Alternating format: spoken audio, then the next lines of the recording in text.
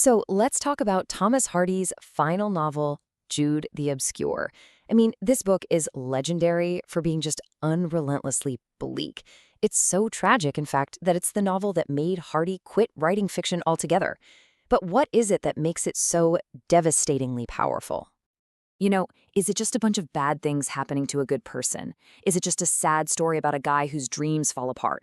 Well, Hardy's masterpiece tells us the answer is way deeper, way more structured, and honestly, a lot more terrifying than that.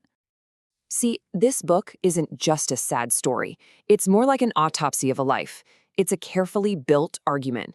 And the cool thing is, Hardy actually gives us the keys to unlock it, to crack the code he's hidden right there in the book's structure. And that's exactly what we're going to do. We're going to follow those clues. First, we'll unlock the novel's central theme.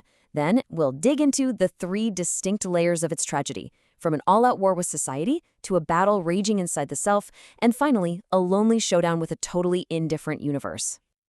Okay, so the very first key Hardy hands us is something called an epigraph. It's this little quote he puts right at the beginning, and it's meant to frame the entire story we're about to read. Now, Hardy takes this quote from the Bible, but he makes it secular. He turns it into a tool to diagnose the world around him. For Hardy, the spirit is all about our real, authentic human desires, our ambitions, our passions, our love. And the letter? That's the dead weight of rigid laws, social rules, and unfeeling institutions. The whole novel is basically a brutal takedown of how that letter absolutely kills the spirit. Which brings us right to the first layer of this tragedy. The external conflict. This is the story of one man's spirit being just systematically crushed by the unbending letter of Victorian society. So this sets up the central showdown, right? On one side, you've got Jude, who is the embodiment of the spirit. He's just overflowing with passion and dreams. And on the other side, you have the major institutions of his time, all running on these cold, rigid, unchangeable rules. And we see this battle play out almost immediately. Jude's dream of studying at the great university, Christminster, isn't just a career move. It's his whole spiritual calling. But the institution, it couldn't care less about his spirit. All it sees is the letter, his social class. The rejection note he gets is, quite literally, a killing letter. It's a single piece of paper that just snuffs out his purest dream. And you see this pattern everywhere. The church rejects him because his genuine faith doesn't fit into their neat little dogmatic box. The institution of marriage, which his love, Sue, calls a sordid contract, directly attacks the true spiritual connection she and Jude have. In every single instance, the living, breathing spirit gets suffocated by the dead letter of the law.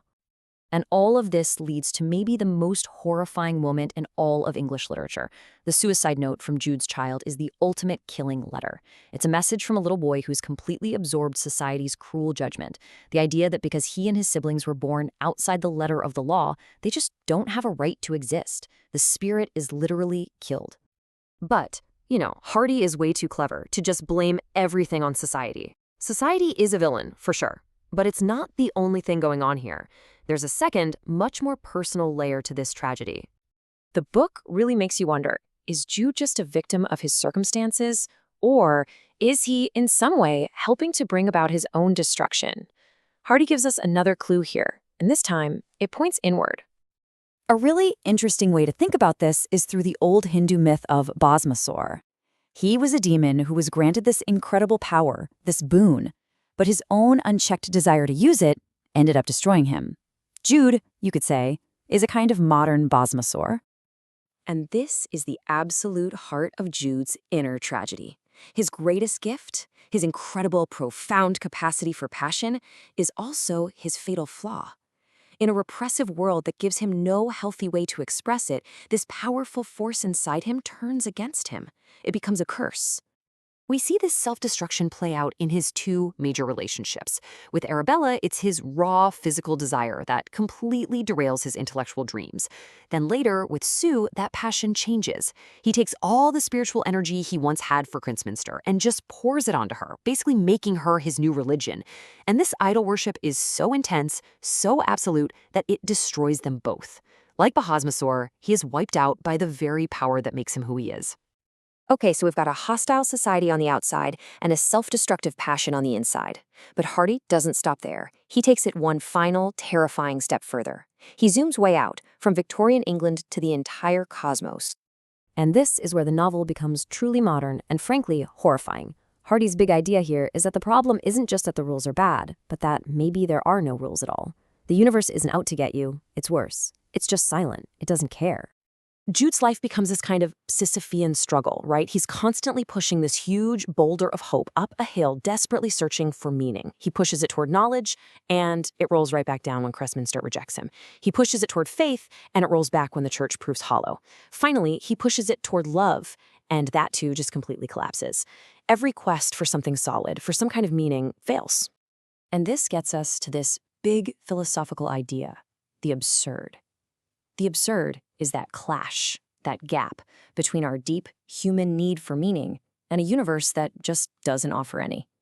The death of Jude's children isn't supposed to be some social lesson. It's a moment of pure, meaningless, irrational horror. It is the ultimate sign that in this world, nobody is listening.